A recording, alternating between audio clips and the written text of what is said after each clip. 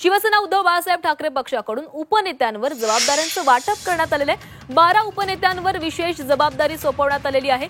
शिवसेना उद्धव बाळासाहेब ठाकरे पक्षाकडून बीएमसी निवडणुकीची तयारी सुरू झाली आहे। मुंबईतील उपनेत्यांवर विशेष जबाबदारी सोपवण्यात आल्याची माहिती मिळते। आणि यानंतर पुन्हा एकदा आमचे प्रतिनिधी कृष्णात पाटील यांच्याकडे जाणार आहोत। कृष्णात, पालिका निवडणुकांची आता उद्धव ठाकरे यांच्या पक्षाकडून तयारी सुरू झालेली आहे। 12 उपनेत्यांवर विशेष जबाबदारी देण्यात आलेली आहे। कोणकोणते 12 उपनेते?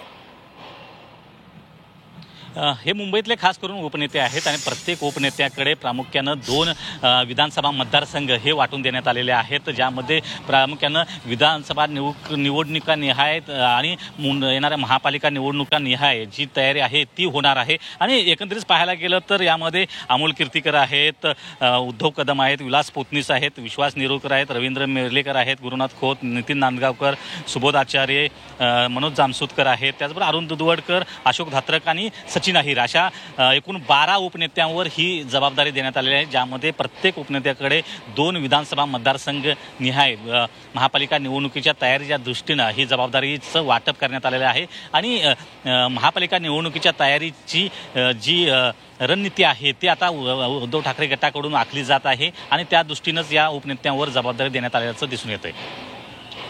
नक्कीच कृष्णा, धन्यवाद तुम्ही दिलेल्या सविस्तर माहितीसाठी।